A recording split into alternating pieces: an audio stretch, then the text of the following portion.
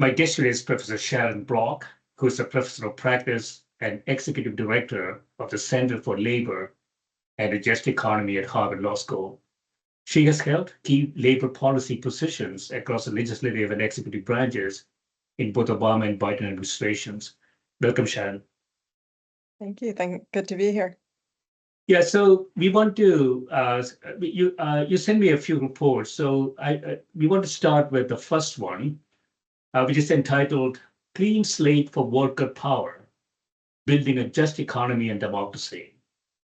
And you say here, since the founding of the country, concentration of power in the hands of a small minority has been recognized as a threat, perhaps the primary threat to the viability of American democracy. Today, the struggle to preserve democracy in the face of extreme wealth concentration is acute because we live in a historical moment when vast disparities of economic power have been translated into equally shocking disparities in political power. With this Clean Slate report, you say we offer an intervention that promises to help stop the vicious, self-reinforcing cycle of economic and political inequality. By proposing a fundamental redesign of labor law, we aspire to enable working people to create a collective economic and political power necessary to build an equitable economy and politics. Yeah, so there's a lot there, Sharon. So you want to, you want to get to the details of it. And as you say, we are living in a very unique time from many different angles.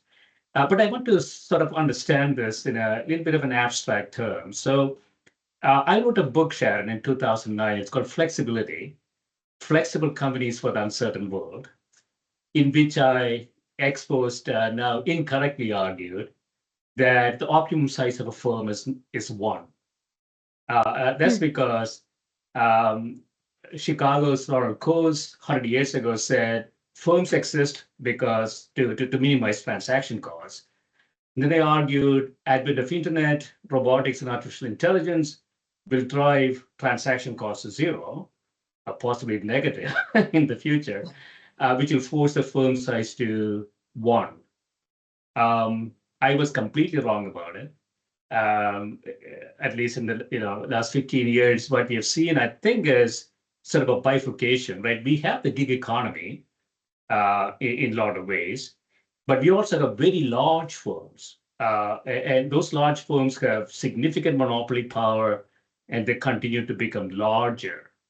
And so from a labor policy perspective, how should we really think about the organization structure and where the economy is heading?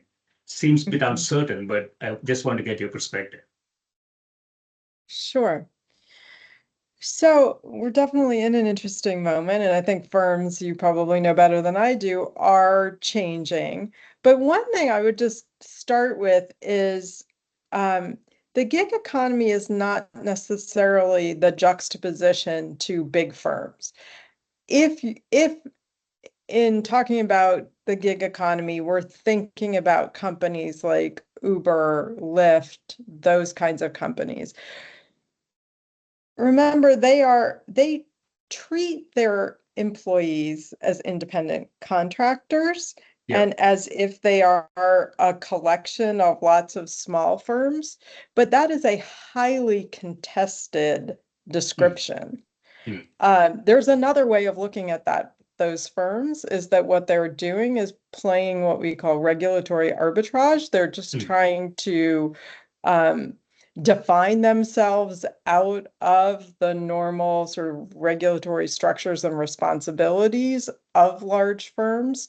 But that the reality of how they treat the people who generate the revenue that feeds the company is actually the same as big companies that call those people who generate that revenue employees.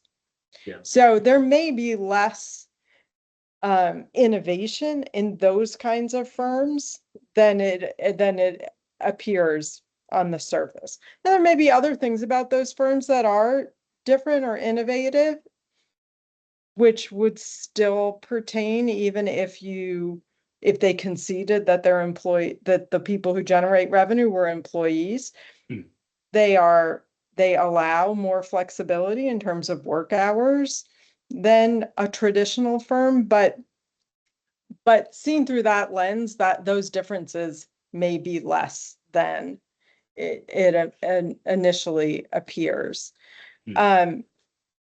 So I do think I think sort of pointing that out just underscores the fact that we are in a moment of corporate concentration. Our economy is being driven by a lot of very big companies that have a very big impact on our lives as consumers, but from my perspective, where I focus most of my time, on our lives as employees, as people who have to make enough money to support a family and have a decent life. And I think it's really hard to sort of pull apart the implications of that reality for both how our economy functions, but also how our democracy functions. Because there is this social science research that shows that our democracy has become less and less responsive to people who either aren't big corporations or aren't very wealthy. That in fact, it is responsive to the needs of the non-wealthy, non-big, only when those interests happen to coincide with the policy preferences of big corporations and wealthy individuals. And so how we think about this moment with the way that our economy is moving towards these very big companies is highly consequential. Even if you think you're not one of those people who feels the weight of corporate concentration, or don't think of yourself as an employee, you are a business owner, or you're something other than a sort of C-suite executive, because it has such an impact on our democracy also. So, yeah, I mean, the wealth concentration leading to power concentration. And we are in this artificial intelligence wave right now. I don't know if it's a hype or not. But we have three companies that seems to hold significant market power: a search company, a social media company, and an operating system company. And a very high percentage of the investments going into AI are by these three companies. And so if AI is not a hype and it's really going to transform the economy and everybody's lives, all the associated economics are going to flow into just about three companies. And that is concentration to the extreme, right? Is that where we are? I mean, you probably know better than I do, but that definitely seems to be where we're heading. And I'd add to that, though, then this is where sort of worker power comes in, because then you look at what are the institutions that can countervail that power, that can stop the impact of so few people having so much influence over what's going to come next. We don't have a lot of institutions that can countervail that kind of power. In the past, the labor movement has played that role. I have a friend who says, we want to understand the importance of the labor movement. It is the ability to make very large corporations say yes when they want to say no. And sometimes they should say yes and not say no. They don't always make the best decision. So some other institution that can countervail that power, that can slow down sort of decisions that maybe are being driven by a narrow set of interests and concerns, seems really important. Those AI companies, or the companies that are driving this AI boom, are not companies that you think of as having a strong presence of labor movement. And so Yeah. then the question becomes, if how what is going to countervail that power? What Mm. is going to bring other voices into these highly consequential decisions? Is it the Um, FTC? Is the FTC doing their job? I think that's one. The government is obviously another institution that can play that role, which is always why I find it odd that that people who identify as conservatives are anti-labor, because if there has to be something else acting, I mean, I guess they're pure market, conservatives, but given a choice between the labor movement and a private ordering kind of Yeah. countervailing power versus government power, you would think they would choose the private ordering, but that's an aside. Yeah. Yes, the government is the other sort of institution that historically can play that role. The complicating factor now in this moment is that we have a Supreme Court Mm. that is taking significant steps to constrain the power of the government to ask these questions of these companies. If you think Mm. about regulations as a way of saying, like, do you really not want to pay your workers even minimum wage? Do you really not want to protect communities from a climate crisis? Um, you have a court that is really constraining the ability of the government Mm. to intercede on behalf of the public, to countervail that power of this Mm. concentrated um, either wealth or corporate influence. And so we are not at a point, it's not clear that the government can play that role. It certainly cannot play that role in a way that it has in the past because of Mm. what the Supreme Court is doing. Yeah, so sometimes I wrote a little bit about this, Sharon. There's a managerial horizon problem, which is if I am a senior exec in a large company, I don't have infinite lifespan, and my options don't have infinite lifespan either. So I'm most interested in sort of a tactical, like 5, 7, 10 year horizons. Um, if the horizon were longer, then you will think about stakeholder sort of maximization, right? If you screw up the environment, or if you don't treat your employees properly, then the company is going to come to a screeching halt at some point.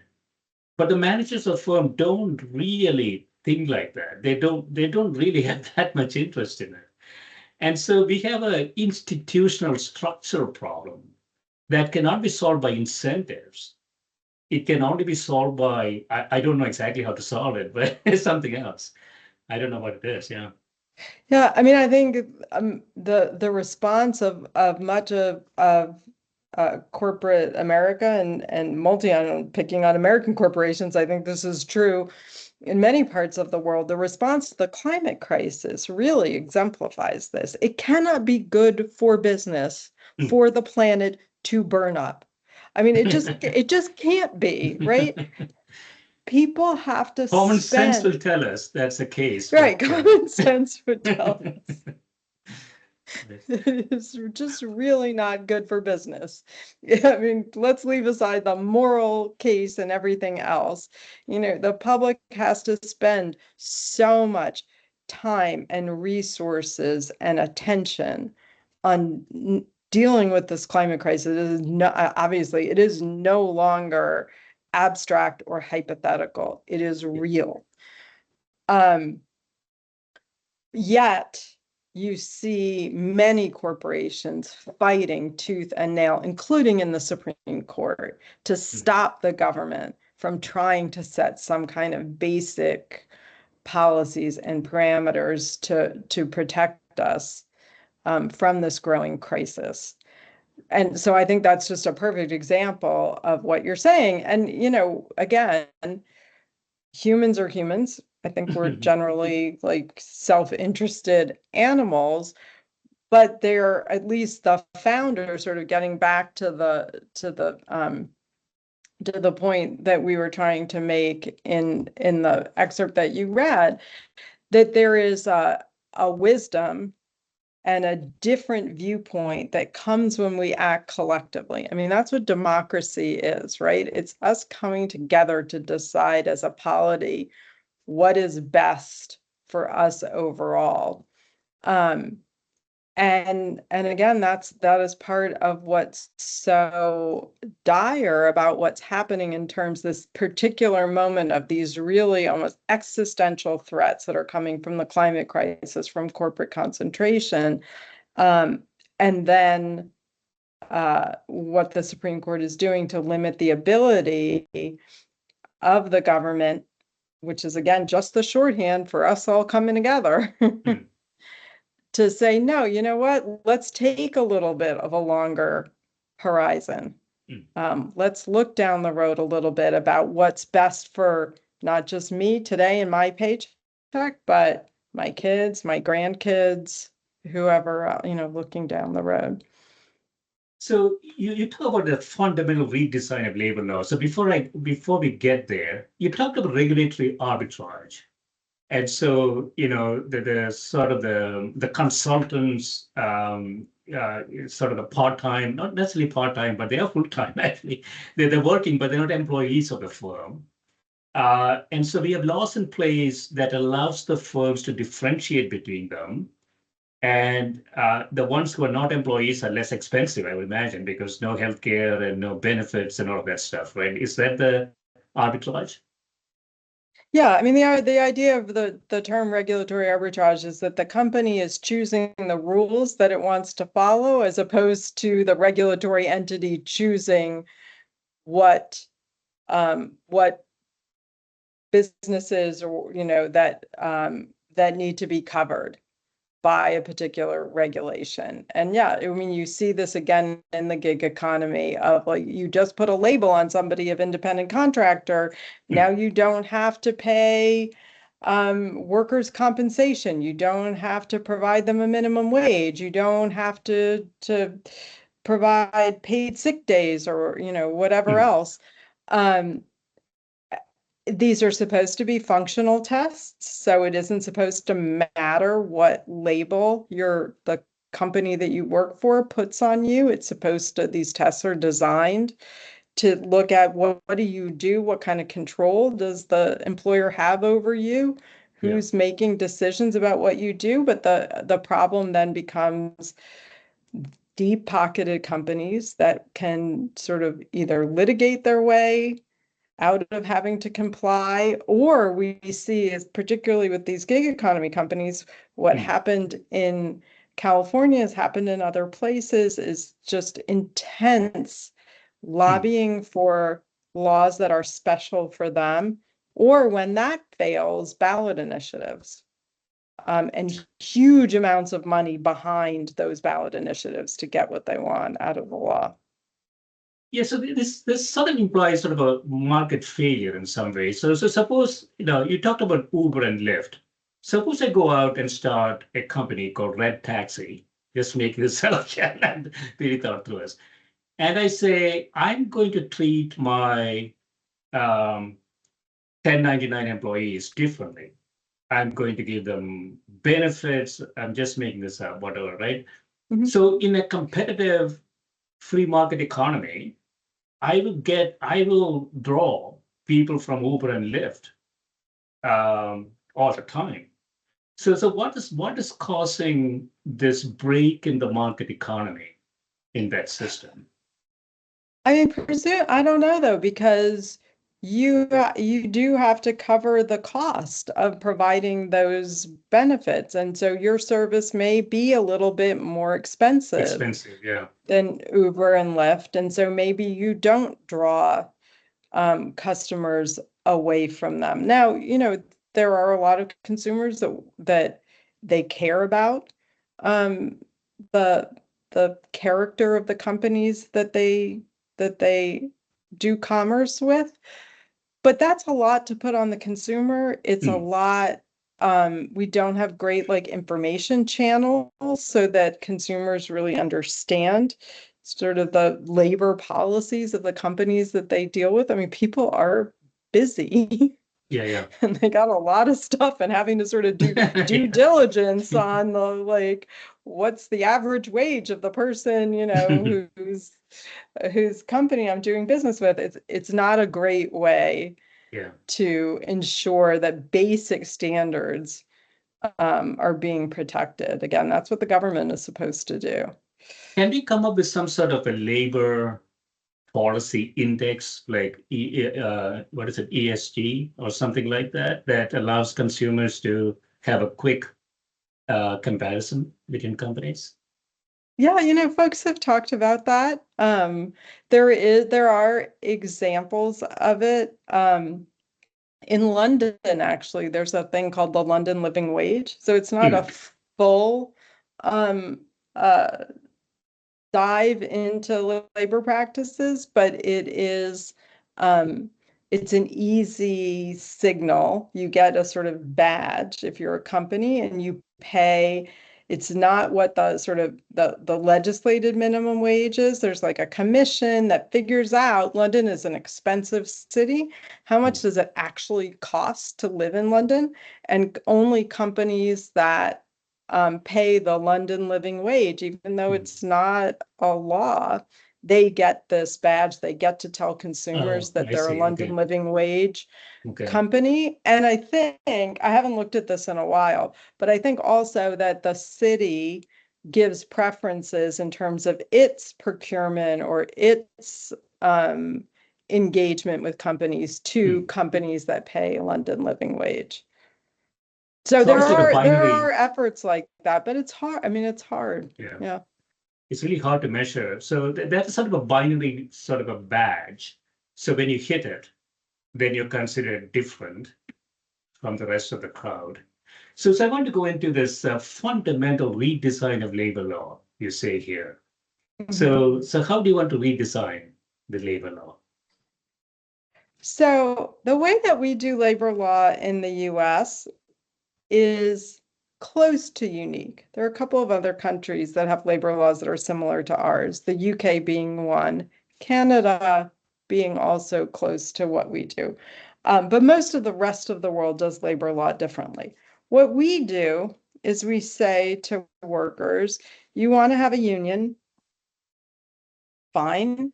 You, it's all on you. You've got to convince your coworkers, but you've got to do that um, uh, workplace by workplace by workplace. Hmm.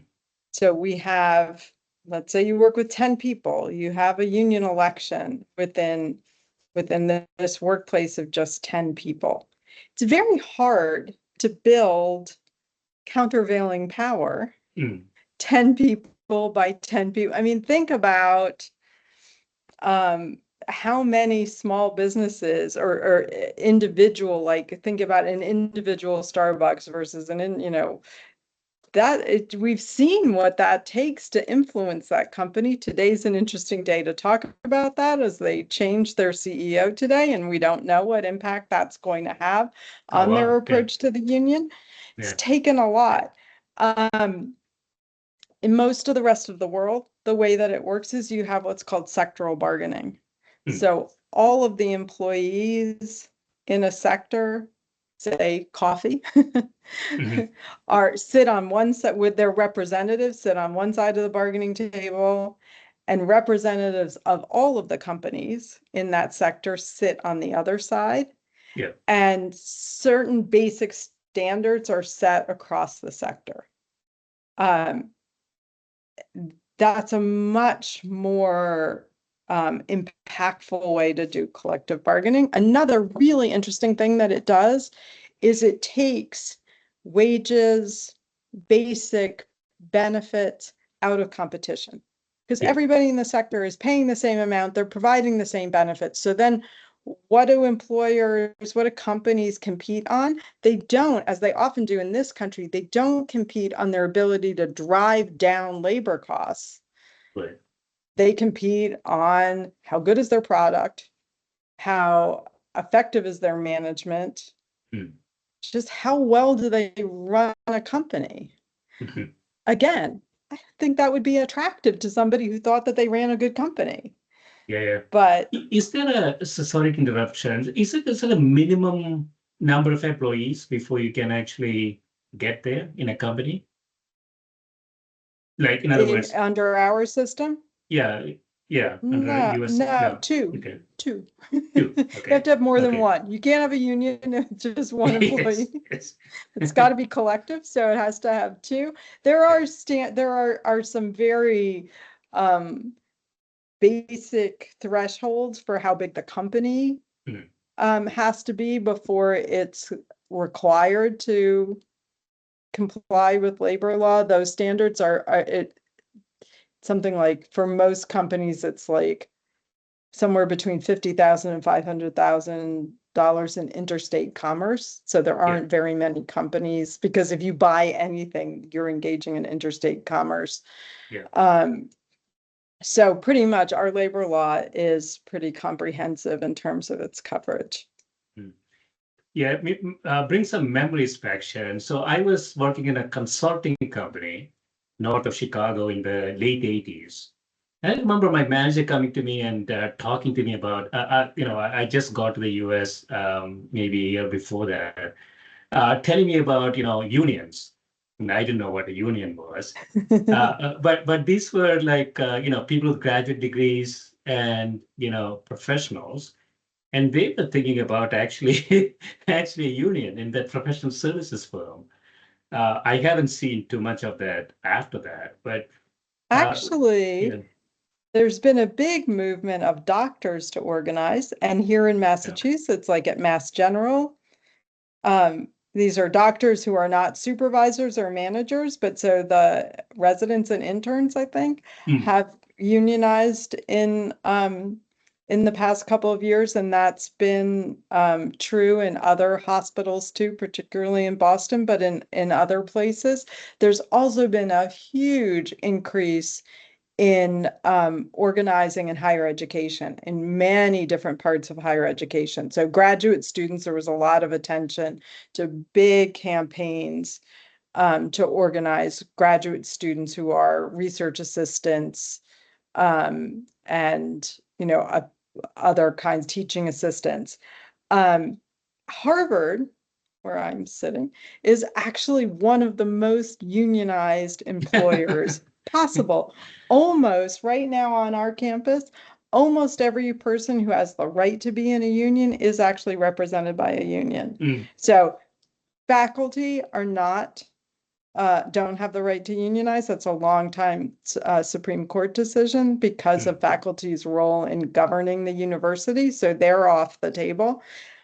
Other than faculty, though, almost everybody else at Harvard who isn't a supervisor or manager is mm, now in a union. Adjunct faculty, graduate students, um, all mm, of our clerical and technical workers, all of the people who work in the dining halls, who take care of the facilities, all unionized. So higher education has been a place both in the at the higher end of the income scale and at the lower end. mm, That's been a big area of growth mm. for unions. So collective bargaining at the sector level, as you talked about. I don't know if you saw this.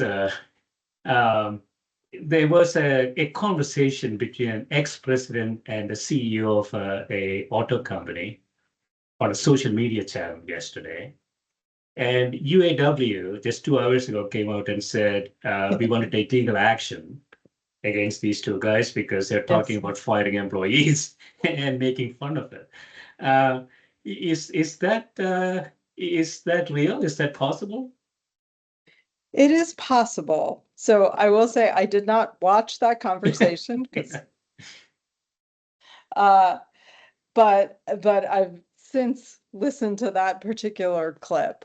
Um, it is a basic tenet of US labor law that you cannot fire workers for striking, nor can you threaten to fire workers for going out on Hmm, strike.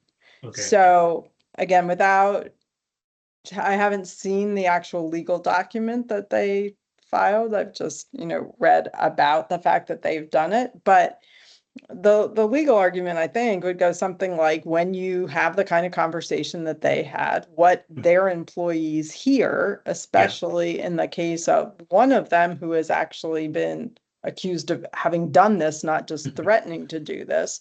What employees hear is, I better be really careful about exercising my right to go out on strike because I have a boss who thinks it's funny or thinks it's okay to fire workers who go on strike, and that coerces them in whether they exercise that right or not. So it may seem, and I don't know inside knowledge about what the UAW was thinking when they filed that charge, but it may seem like it was just a political ploy. But the reality is that workers, especially those who are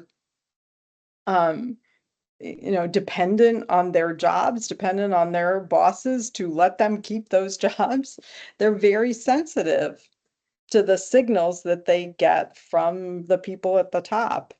And if the NLRB thinks that the signal that was sent is that you better be careful, It's a it could threat. be a I mean, serious thing. it's a veiled threat, Mhm. right? I mean, if you sort of go out there and express your opinions that way, employees of the firm will think, yeah, I mean, they have to read into it. I mean, It's not especially an, because, they yeah, didn't say, we think that the law should allow you to fire workers who go on strike. I don't know, one's a political candidate, maybe it's appropriate for him to be, this is a political season, maybe it's okay for him to be saying, my platform is that the law should change and it should be okay for employers to fire striking workers. That's a different case. They are both employers. And right. so I think that's what, if this goes forward, that's what the NLRB will be looking at, is what did this mean? What kind of signal was being sent to their employees? Right, right. So I want to go into another report, Sharon. So very interesting, this worker power and voice in the AI response. So you say here across sectors and industries, the use of increasingly sophisticated tech-enabled management and production tools to track human activity has been ramping up, both in and outside of the workplace. These tools are having and will continue to have a profound impact on work.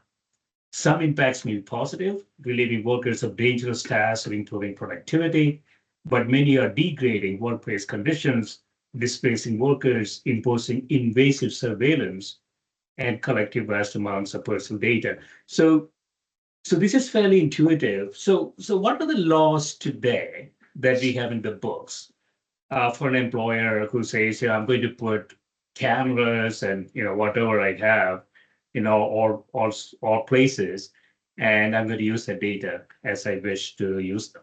What are the laws that prevent that?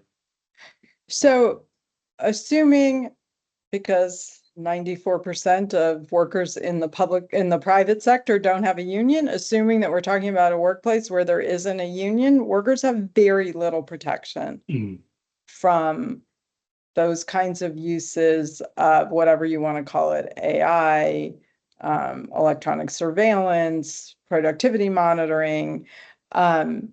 We have very weak laws in this country to protect privacy in the workplace, to protect ownership of employee data in the workplace. So there's really not a lot to stop employers. Now, some states are starting to address this problem. And so California is starting to regulate in this area to say that there are things that you can't do using AI in terms of monitoring employees in the workplace.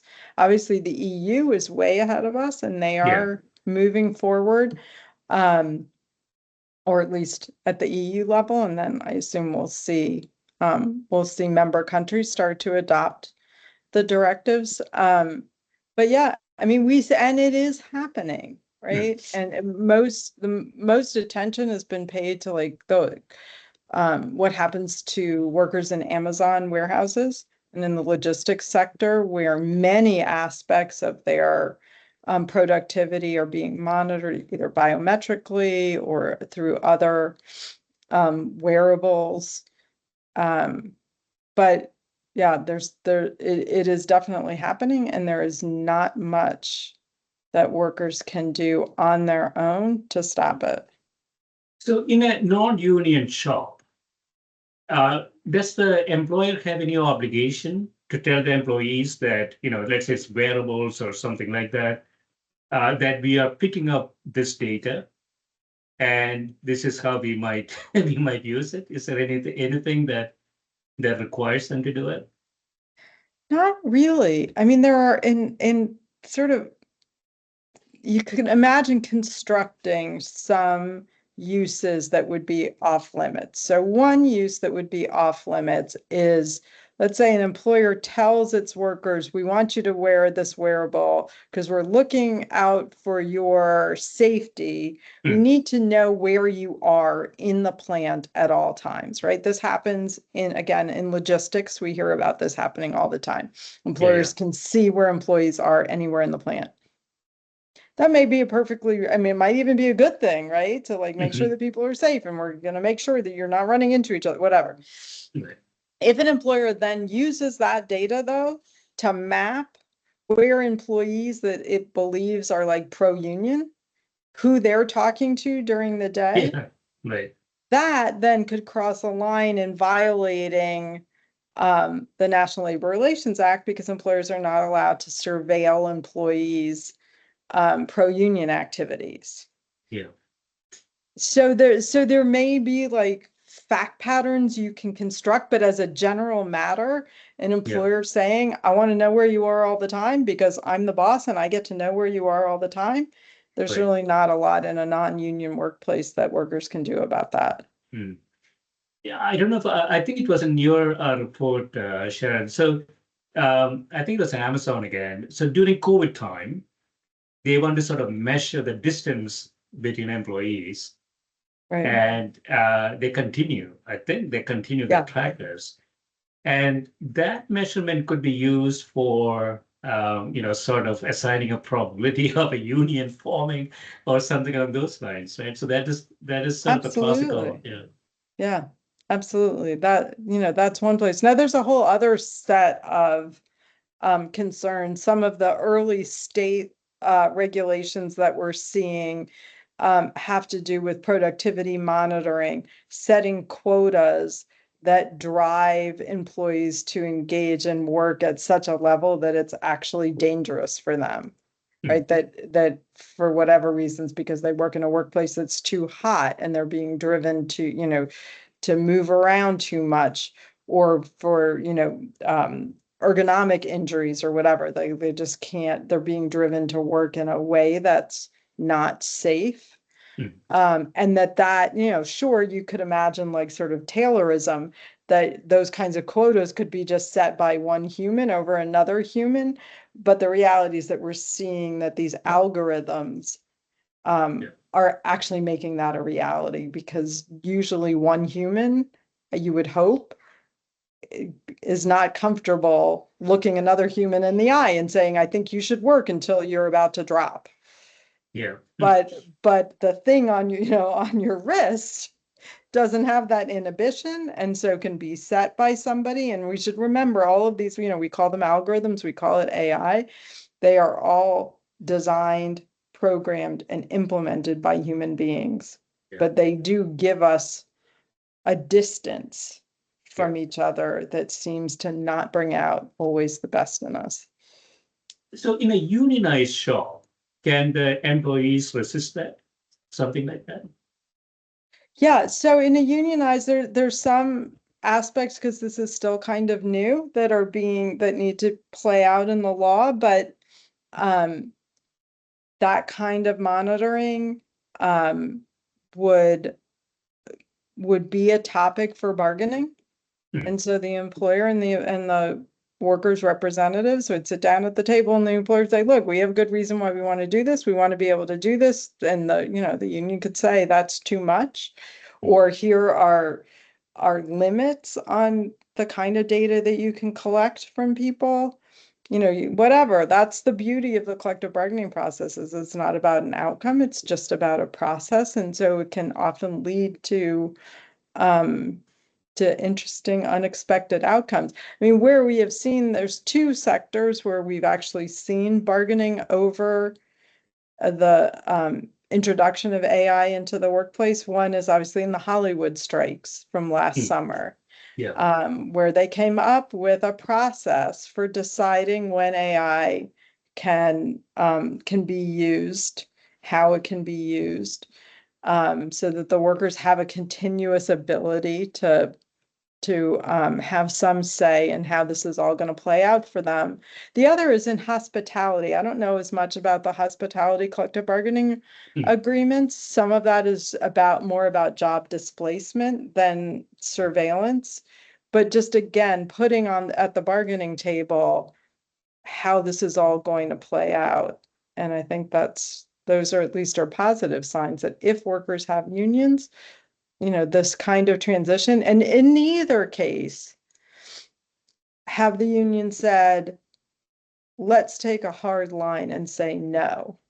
Like this, we're gonna die on the sword of not letting technological advances into the workplace, but they have said more, we need to be a part of figuring out how this is going to happen. Yeah.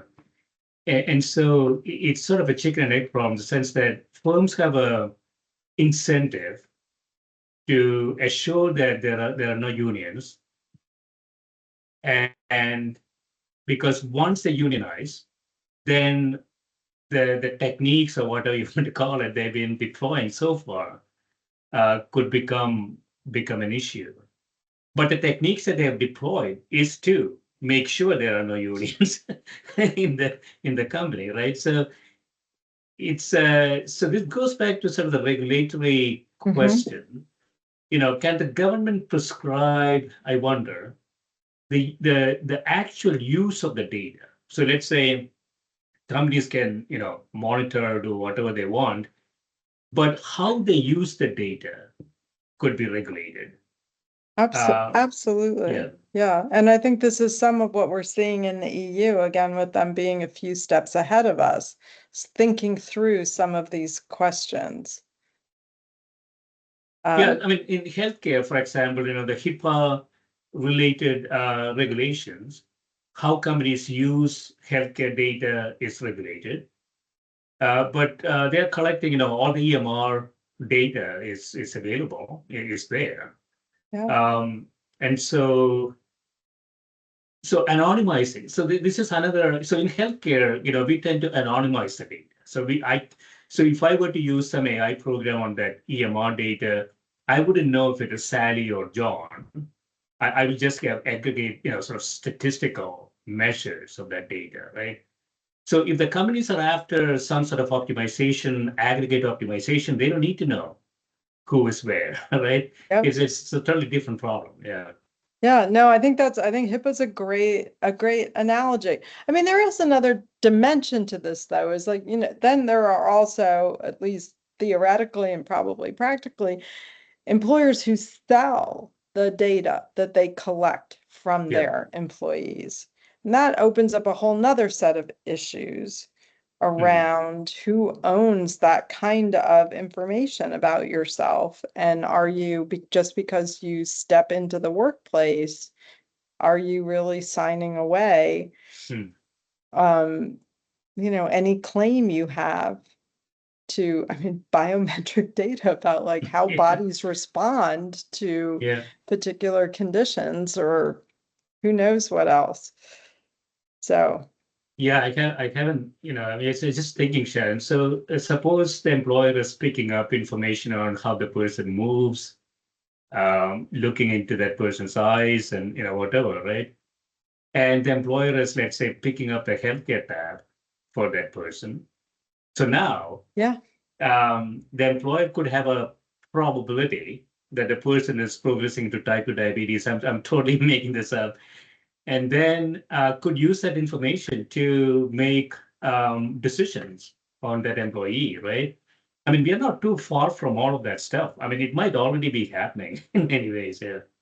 Again, there are stories about it happening already, in particular around pregnant workers, employers who are monitoring how often pregnant women, how often women workers are going to the bathroom, and sort of that cross tabulating their age and making predictions about whether they're pregnant or not. And then because of the, implications for, God forbid, having to pay for leave or whatever, finding a reason to discharge women who fit, that probability. Now, again, that's an example where that's unlawful. You can't fire people because you think that they're going to be pregnant. Yeah. We have laws that protect women against that.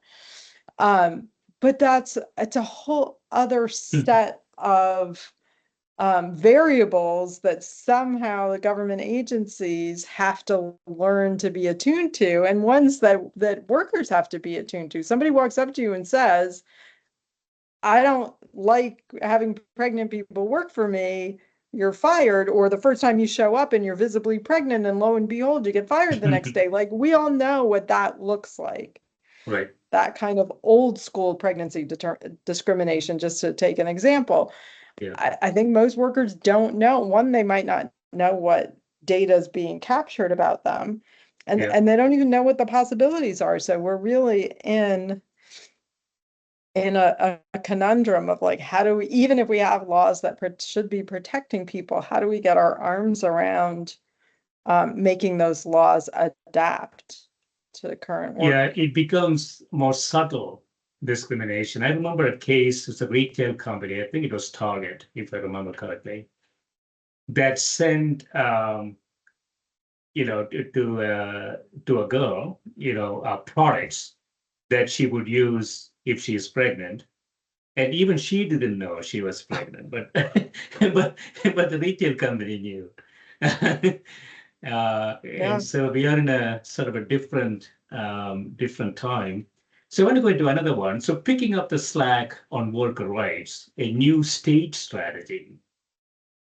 So you say here the Supreme Court has done a lot of big things. So that's an understatement.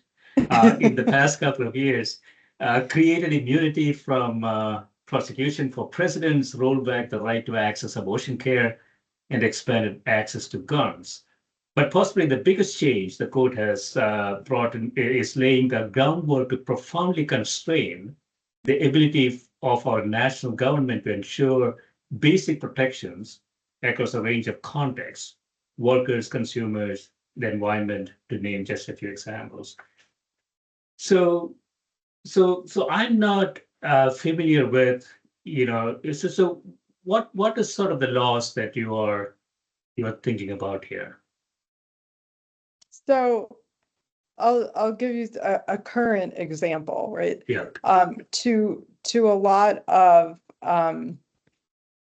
fanfare, the FTC recently finalized a rule banning non-compete agreements. Oh yeah. Right? So they collected a lot of data, they took in a lot of comments from the public, and they said, this is an anti-competitive practice, an unfair practice. We're going to ban non-competes. They believe that they have the legal authority.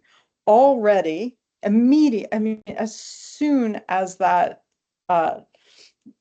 final rule hit the Federal Register, it was almost comical how quickly the lawsuits were filed. Clearly they were written before the rule was finalized, even though the rule was like many pages long.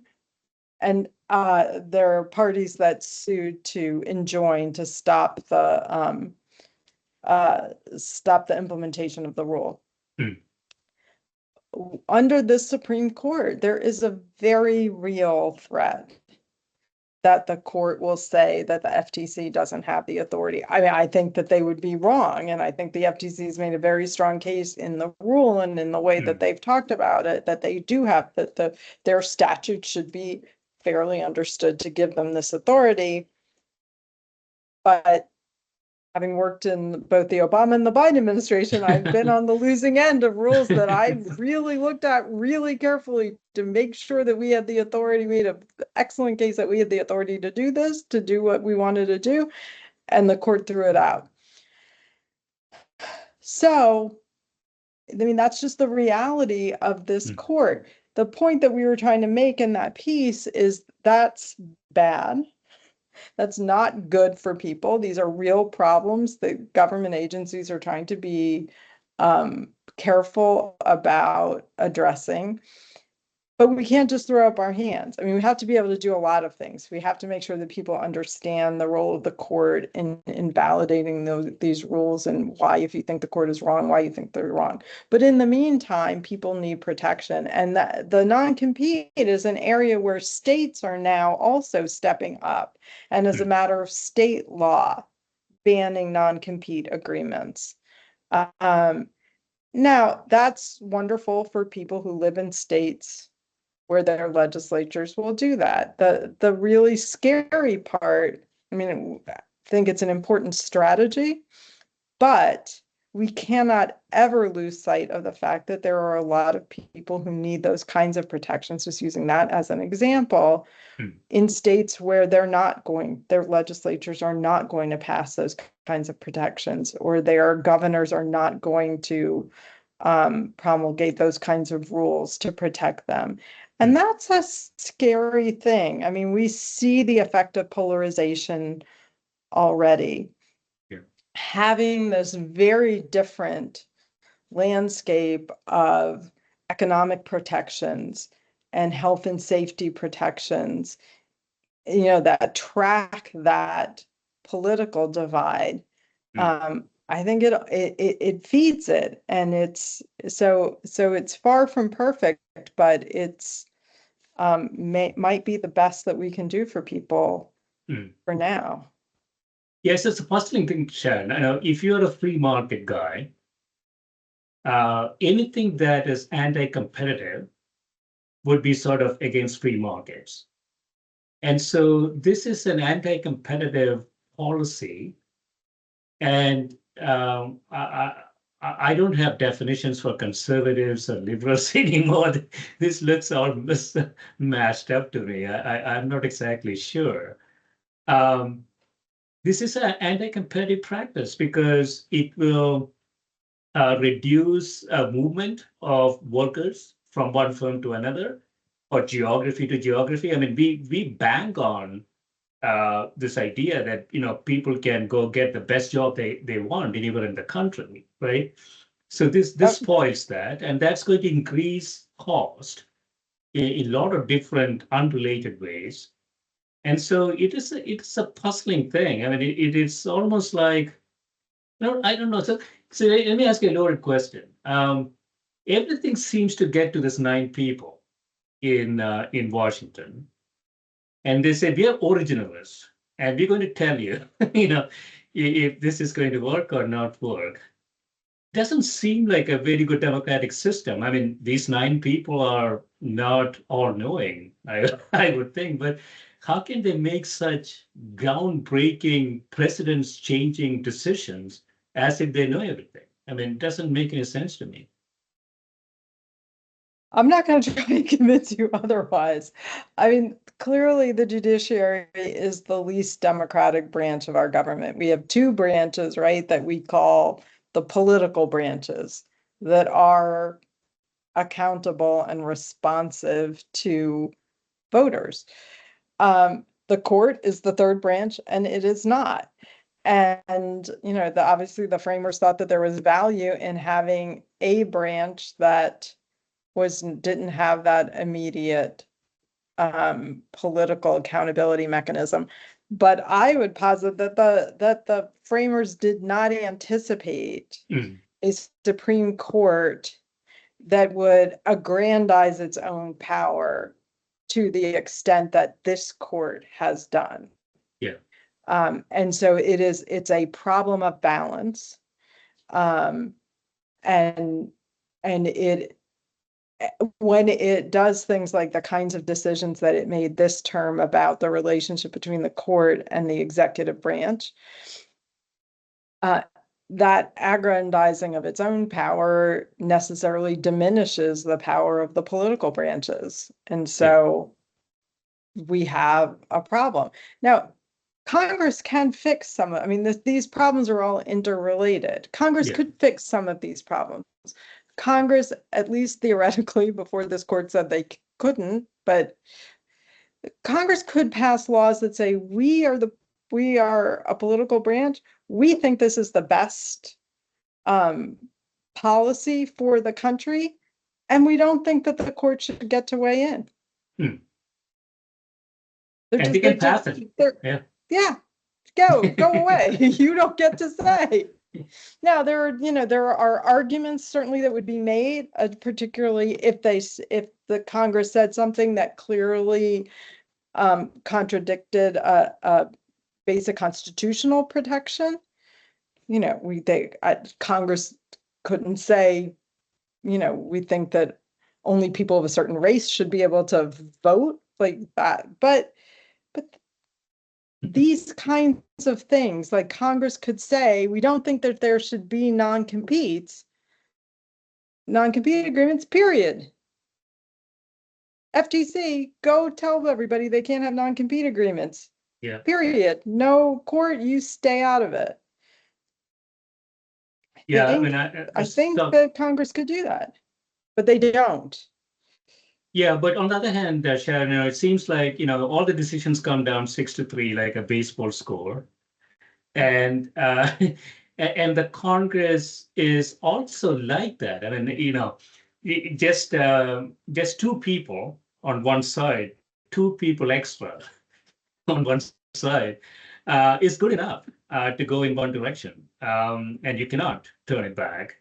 So I think even the legislative branch, we have lost our ability to think and to make optimum policy, right? We don't do that. It is just, I don't know exactly what it is. But that's the interaction of this. This is why this moment feels, I think, different, is that we have this interaction between a dysfunction in Congress and a dysfunction in the court. Yeah. That the way out of this situation of then a dysfunctional government isn't obvious, other than people organizing to demand the kind of government that they want. At least for now, we still have the right to go to the ballot box. We have the right to tell our elected representatives what we want, to choose the people that we think will do that, will reflect our interests. But we need to, it takes work. And that is, to bring it back to labor, the labor movement has been traditionally, at least over almost a century, one of the most, if not the most effective institution in our democracy for giving voice to not just the economic interests, but the political interests of working people. It is by many considered an essential element of a functioning democracy is to have a functioning labor movement. And that's why it's such a serious problem that the labor movement in this country is so weak at this moment, although hopefully getting stronger. Yes, it's a crux of the solution. So I want to maybe finish up with a positive note here. How to work with unionizing employees. So you say here, for decades, when companies learned their employees were considering unionizing, they followed a familiar playbook: do everything possible to fight and frustrate the unionization effort. Leaders often take a union drive personally and see unions as a threat, failing to see the legitimacy of workers' demands. But right now, with a tight labor market and rising worker organizing, companies should reconsider this approach and opt for ones that lead to better outcomes for both workers and employers. It's easier said than done for sure. But we have examples. You talked about the EU being more advanced in this dimension. We have Scandinavian countries. We have Japan, New Zealand. So we have examples out there who have done this a lot better than us. So the question is, do we have the guts, to develop further from where we are, to put it bluntly? Yeah. Well, I mean, and we see some examples here in this country. We see Microsoft, which dramatically changed its approach to the idea of union of Microsoft employees and its subsidiaries unionizing, and even reaching an agreement with the AFL to think together on these issues related to AI.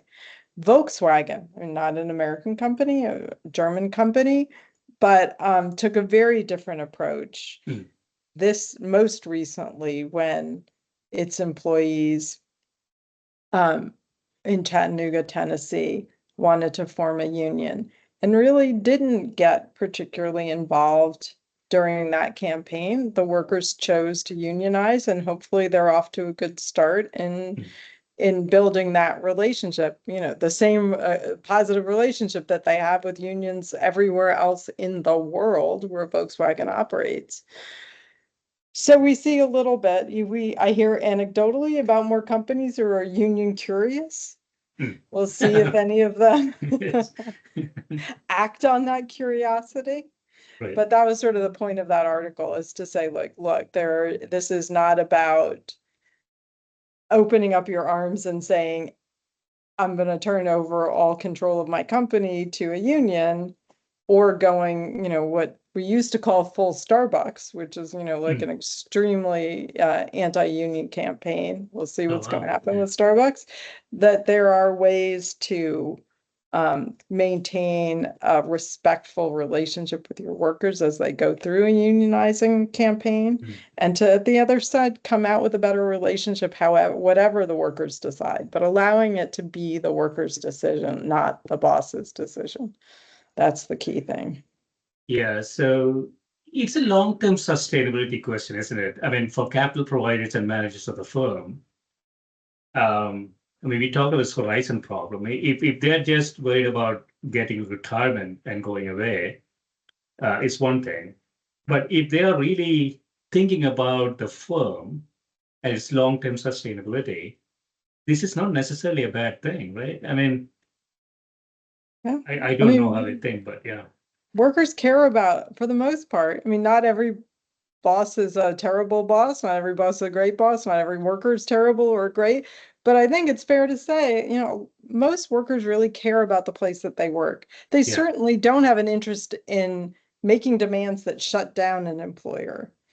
That means they lose their job. Yes. So you would think that enlightened employers could see that their workers can be a source of sort of shared commitment to the firm, and it can be okay on the other side.